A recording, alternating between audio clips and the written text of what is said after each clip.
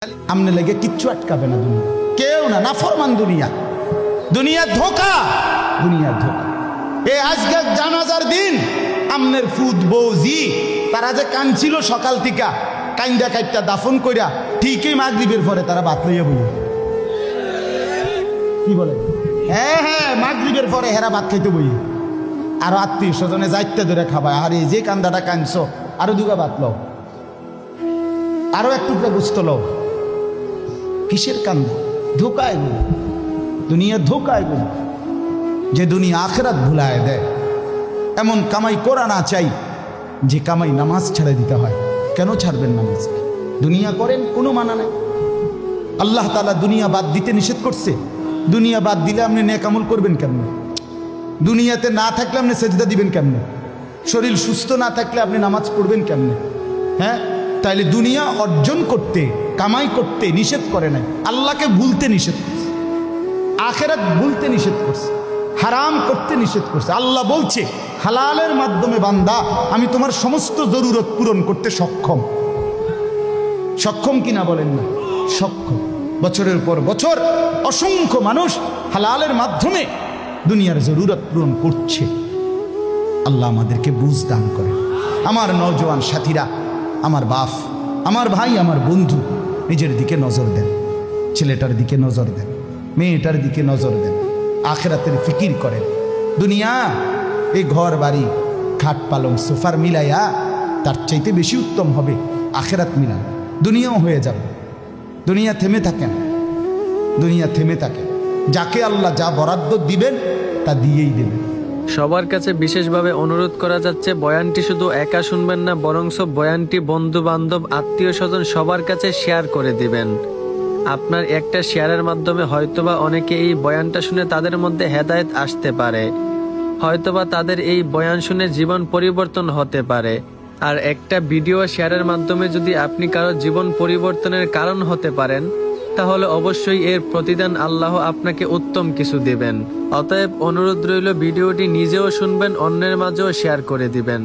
শেষ পর্যন্ত অবশ্যই শুনবেন। এটা বুঝতেই হবে বাপ, এটা বুঝতেই হবে।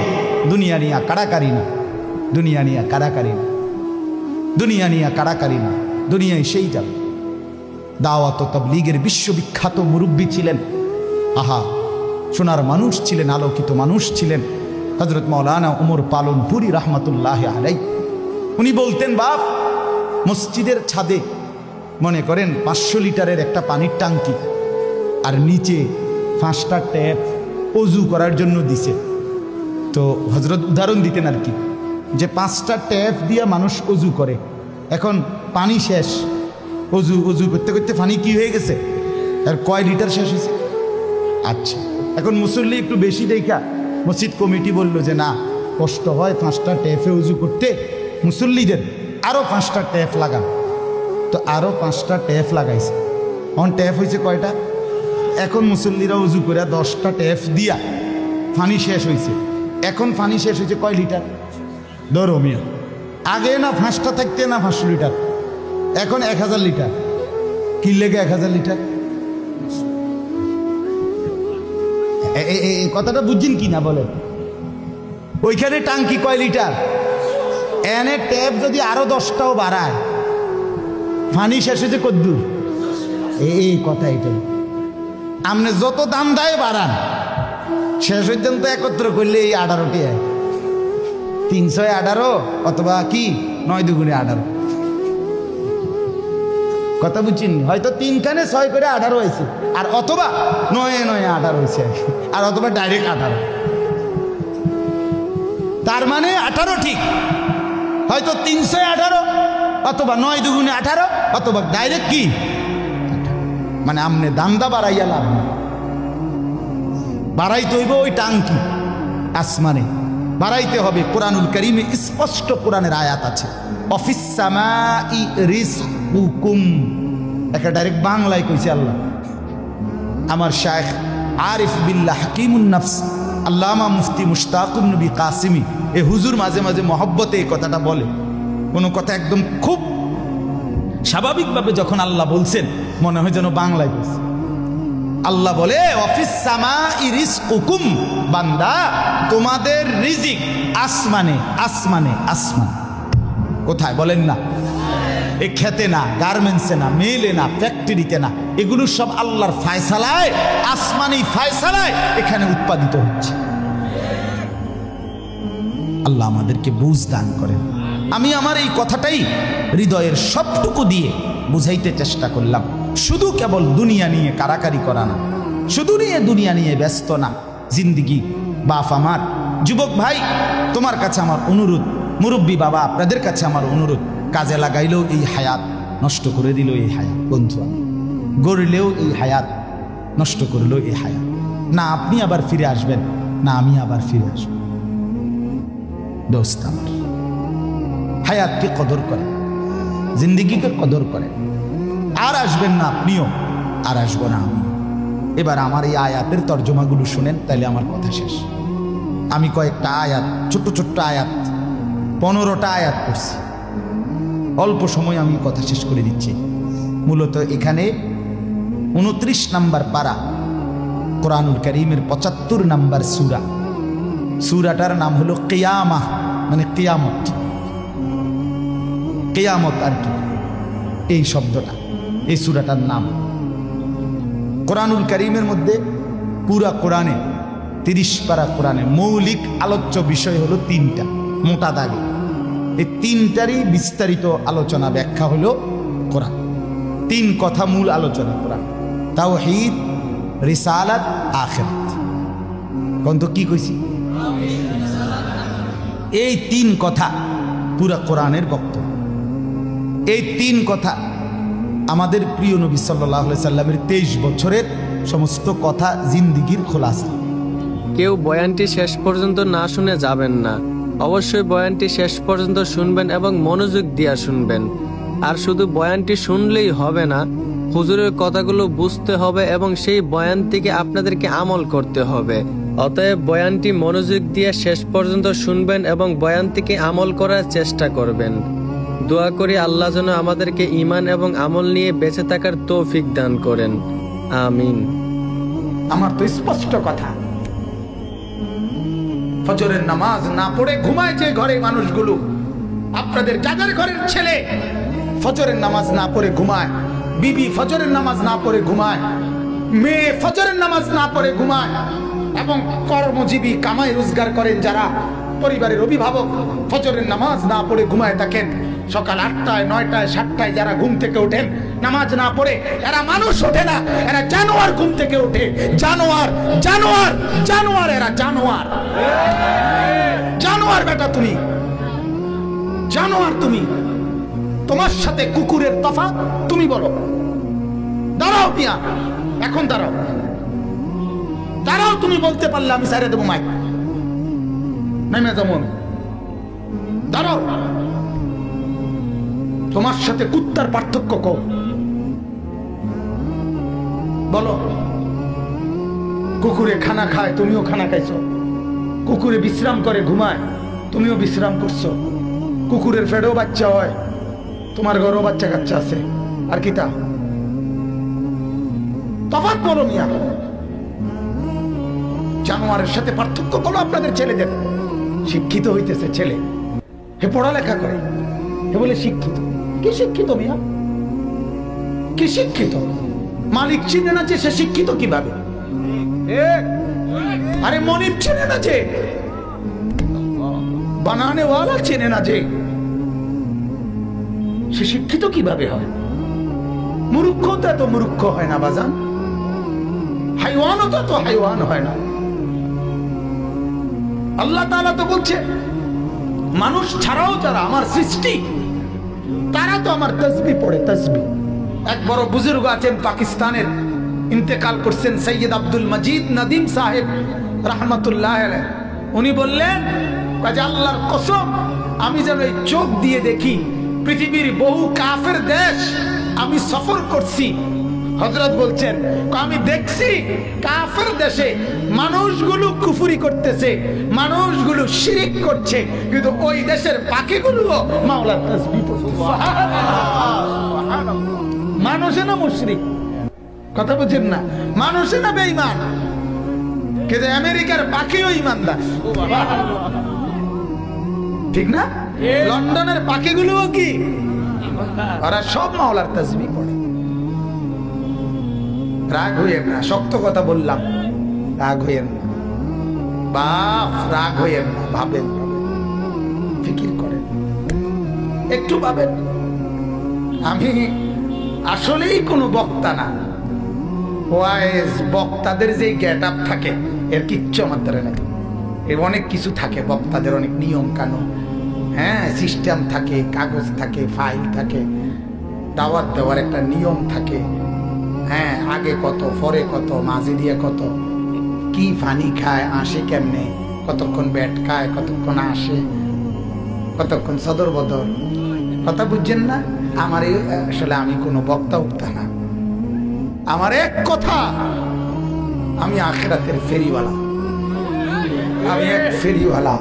আল্লাহর কসম, দুয়ারে দুয়ারে কবর কথা মনে করাই, আখিরাত মনে করাই, আখিরাত মনে করাই, মনে করাইতে আসছি বাজান। ভুলে গেছেন আল্লাহকে, ভুলে গেছেন আখিরাতকে। শুধু এই কথাটা মনে করাইতে আসছি। শুধু একটা জিনিস বলেন, বুঝার জন্য বলি, এই যে কাগজ, এই পোস্টারটা, এটা একটা পিঠ, এটাও একটা পিঠ, কথা বলেন ঠিক না? দুইটা পিঠ কিনা বলেন না? আপনাদেরকে মনে করাইতে আসছি, আল্লাহ বলছে ইয়ালামুনা যাহিরাম মিনাল হায়াতিদ দুনিয়া ওয়া হুম আনিল আখিরাতি হুম গাফিলুন। আল্লাহ বলে, বান্দা, মাটির উপরের যেই পিঠ, মাটির উপরের যেই ঘর, মাটির উপরের যে অংশ, এটা তো খুব সাজাইলা, এটা তো খুব বুঝলা, এই পিঠটা তো দারুণ ভাবে লেখা ডিজাইন করে অনেক কিছু দিয়ে সাজাইলা, এই পিঠটা তো একদম খালি। লা ইলাহা ইল্লাল্লাহ, এটা কলিজার মধ্যে বসানো। নবী সাল্লাল্লাহু আলাইহি সাল্লাম বলেন, আল্লাহর নবী বলছেন, ওয়ালাম আন্নাল উম্মাতা লাউ ইজতামাআত আলা আন ইয়ানফাউকা বিশাইইন লাম ইয়ানফাউকা ইল্লা বিশাইইন কাদ কাতাবাহু আল্লাহু লাক। আল্লাহর নবী বলেন, উম্মত শোনো, গোটা পৃথিবী যদি একত্রিত হয়ে সিদ্ধান্ত নেয় তোমার একটি উপকার করবে, কিছুই করতে পারবে না, তোমার কেবল সেই উপকারটাই হবে যেটা আল্লাহ তোমার জন্য তাকদীরে আসমান জমিন সৃষ্টির 50,000 বছর আগে লিখে রেখেছে। ওয়ালা বিজতামাউ আলা আন ইয়াদুররুকা বিশাইইন কাদ কাতাবাহু লাম ইয়াদুররুকা ইল্লা বিশাইইন কাদ কাতাবাহু আল্লাহু আলাইকা। সবাই মিলে যদি এটাও সিদ্ধান্ত নেয় তোমার একটি ক্ষতি করবে, বিপদে ফেলবে, মুসিবতে ফেলবে, আল্লাহর নবী বলেন কোনো মুসিবত তোমার আসবে না, আসবে কেবল সেই মুসিবতটাই যেটা আল্লাহ তোমার জন্য তাকদীরে লিখে রেখেছেন। রুফিআতিল আকলাম ওয়া জাফফাতিস সুহুফ। নবীজি বলেন, এই কথার পরে তাকদীরে, যেমন এইখানে হিলফুল ফুজুল যুব সংগঠন নাগরাপাড়া ফইটাদি, এরপরে আর লেখা নাই, আসেনি, এরপরে নিচে দিয়ে আর কিছু, এখানে এসে লেখা, এটা কি হয়েছে, শেষ হয়েছে। আল্লাহ তাআলা, রসুল বলেন, তাকদীরের লেখা, এই গোটা আল্লাহর সৃষ্টি, আল্লাহ ব্যতীত যত সাই সব কিছুর তাকদীর আছে। বুঝেন নাই কথা? এটা আল্লাহ ব্যতীত যত কিছু, সব কিছুর কি আছে?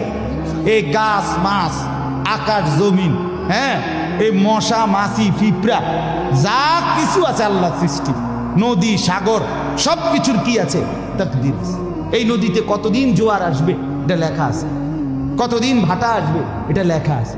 তাকদীর শুধু মানুষের না, তাকদীর মা সেওয়াল্লাহ, আল্লাহকে বাদ দিয়ে যা সব কিছুর তাকদীর আছে। ও পিঁপড়ারও তাকদীর আছে, এবার আমার থেকে বাচ্চা গেছে গায়ে না, এবার টিপ দিয়ে মেরে গেছে, ঠিক কিনা বলেন না? হ্যাঁ, মশা আমারে কামড়াইয়া গেছে, আমি পারছি না ধরতে, দেবটা মেরে গেছে। এই তাকদীর লেখা আছে, ফয়সালা আছে। তো এই কথার পরে যে মাখলুক তোমার কোনো উপকারও করতে পারবে না, মাখলুক তোমার কোনো ক্ষতিও করতে পারবে না, এই কথা লেখার পর আল্লাহ তাআলা তাকদীর লেখার যেই কলম এটা উঠাইয়া ফেলছে, তাকদীর লেখার যে কালি এগুলো ফেলাই দিয়েছে, মানে এরপরে আর কথা নাই। এই কথার উপরে তাকদীর শেষ হয়েছে যে মাখলুক কিছুই করে না, হাও না নাও না, পক্ষেও না বিপক্ষেও না, যা করে কে করে? আল্লাহ। আল্লাহ আল্লাহ করে, আল্লাহ। বলে তো ডাক্তারে চিকিৎসা করলে রুগী ভালো হয়, এই ডাক্তারে চিকিৎসা করলে রুগী মারাও যায়, যে হাসপাতালে রুগী সুস্থ হইয়া বাড়ি যায়, এই হাসপাতাল থেকে রুগী মইরা অ্যাম্বুলেন্স ও, ঠিক কিনা বলেন? তাহলে বুঝা গেল মাখলুক থেকে। কার থেকে? এই সহজ কথা বললাম, তাওহীদ। এটা রিসালাত কি?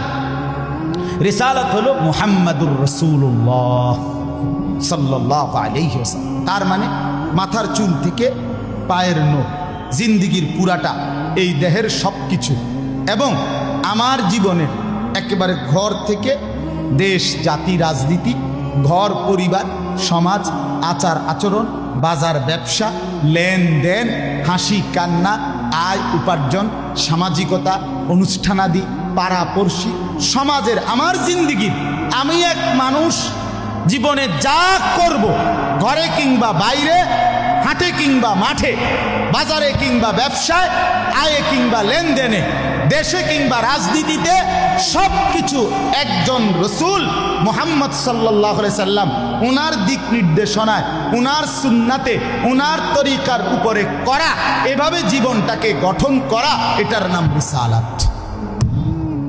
এটার নাম রিসালাত।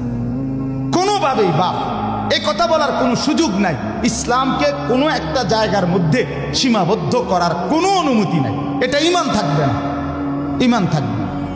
সোজা কথা। হুজুর এর দূর পর্যন্ত কইতে পারবেন, এর বেশি যাইবেন না, না, এই কথা বলার সুযোগ নেই। এটা কুফরি, কুফরি। ইসলামকে রাজনীতিতে টাইনা আইনেন না, ইসলামকে এলাকার টাইনা আইনেন না, ইসলামকে বাজারে টাইনা আইনেন না, ইসলামকে হাটে টাইনা আইনেন না, ইসলামকে ওইখানে না, না। এটা যদি আপনি বিশ্বাস করে কন, এটা যদি আপনার কলজার থেকে কইয়া থাকেন, আপনার ঈমান নেই। কথা বুঝেন না? সাবধান। হ্যাঁ, অপ্রিয় হইতে পারে কোনোটা, কোনোটা আপনার অপছন্দ হইতে পারে, কোনোটা আপনার গায়ে লাগতে পারে, কোনোটা আপনার নেগেটিভ হইতে পারে, কিন্তু এর মানে ইসলাম, আল্লাহর কোরআন, শরীয়তের বিধান, রাসূলুল্লাহর সুন্নাহ, জিন্দেগি আপন ধারায় চলতে দিতে হবে। পাগল কারে কয়? বেকুব না তুমি? কথা বলেন না কেন? মালিক বলে এটা কি বানাইছি? খেলনা। এতে কয় না এটা আসো, না ইডেই আসো, এটাই আসো। আল্লাহ বলে আমি বানাইছি খেলনা। আসমান আমার খেলনা, জমিন আমার খেলনা, চন্দ্র সূর্য আমার খেলনা। এজন্য একদিন ইসরাফিলকে ফু দিব, খেলনা ঘর ভেঙে ফেলব। ইযাস সামাউন ফাতারাত, আসমান ভেঙে ফেলে দেব, তারকারাজি ফেলে দেব, জমিন রেজা রেজা বানায় ফেলবো, পাহাড় তুলার মতো উড়ায় ফেলবো, সাগর নদীর পানিগুলো সব উত্তপ্ত টকবগে পানির মতো উথরাইয়া সব আমি বাষ্প বানায় ফেলবো, কিচ্ছু থাকবে না। খেলনা যে আগের দিনের বুজুর্গরা কায়দা কায়দা বলতেন, ছোট্ট বাচ্চা, আমরাও তো ছোটবেলায় অল্প কদ্দুর মাটিতে ঘর বানাইতাম, ছোট ছোট ঘর। এরপরে জামাই বউর বিয়ে দিতাম, এরপরে দেয়া রান্না বান্না হইতো, হ্যাঁ, তারপরে দেয়া কচুর ডান্ডা কাইটা তো গোস্ত, এরপরে যে সুরকি, ইটের সুরকি দিয়ে দিয়া তরি তরকারি বানাইতাম। এরুম বানাইয়া ঘর বানাইছি, বিয়েও দিছি, মেহমানদারিও চলতে আছে। কিছুক্ষণ পরে মা ভিতর থেকে ডাক দিছে, আনিস এদিকে আয়। একটা টান দিয়া সব হালাইয়া দিয়া মার কাছে দৌড় দিয়ে চলে গেছি। কেন ভেঙ্গে ফেললাই ঘর? এই যে খেলনা যে। রব্বুল আলামিন বলে 60 বছরে যা সাজাইলা, আমি একদিন মালাকুল মউতকে পাঠিয়ে আমি ডাক দিব, আনিস চলে আয়। তো খেলনার সব কিছু রেখে তুমি একাই চলে আসবা, একাই। সোফাও সঙ্গে আসবে না, খাট পালং সঙ্গে আসবে না। অতএব বন্ধু, যার কলিজার ভিতরে বুঝ আছে, যার দিলে বিবেক আছে, আল্লাহর নবীর এই হাদিস মামুন সাহেব বলছিলেন, এটা যদি ঠিক থাকে সব ঠিক আছে, এটা যার নষ্ট হয়ে যায় সব নষ্ট হয়ে যায়। কলিজা যার বেঁচে আছে সেই কেবল বেঁচে আছে, কলিজা যার বেঁচে নাই সে তো মূলত বেঁচে নাই। ইযা সালাহাত সালাহাল জাসাদু কুল্লুহু। অতএব একটু ভাবেন, কি সাজাইলেন? সাজাইলেন কি? খালি রাখলেন কি? খেলনা সাজাইলেন, আসলটাকে খালি রেখে দিলেন। ইন্নাদ দারাল আখিরাতা লাহিয়াল হায়াওয়ান। আল্লাহ বলেন আখিরাতের ঘর, জান্নাতের ঘর, ওইটাই জীবন, ওইটাই কি আসল, এটা খেলনা। এটা কি? গত 2 দিন আগে আমার এক ছোট ছেলে 5 বছরের, ভাই আমারে 2টা প্রাইভেট কার আনতে বলছিল কিনতে। আমি 2টা প্রাইভেট কার কিনছি, আমার গাড়িটার মধ্যে করে নিয়ে গেছি। 2টা প্রাইভেট কার, একটা পলিথিনে লইছি 120 টাকা দিয়া, নিয়ে হেতেরে দিছি। কোন তো কি কথা বলেন না, বলেন তো কি? খেলনা। এগুলো কি? 140 টাকা দিয়া একটা বেকু কিনছি, বেকু, বেকু মারি কাটে যে বেকু কিনে হেরে দিছি। কি এটা? খেলনা। ঠিক এমন আল্লাহ বলে বান্দা 10 তলা বিল্ডিং বানাইছো, না না খেলনা, খেলনা। এক সেট সোফা, খেলনা, খেলনা নাই। আসল কই? আসল কোথায়? আসল কি বানাইলা সেটা বলো। ভুলে গেলা আসলকে, পড়ে রইলা খেলনার ভিতরে। আহ বাপরে, বাবার ফিকির এটা, জিভুতের লাগিয়া গদ্দুয়ার, দাদারও ফিকির নায়নাথপুরের লাগিয়া গদ্দুয়ার। আমরা থাকতে থাকতে যদি গদ্দুয়ারটা শেষ করে দিতাম, মূল্য আর দুঃখ ছিল না।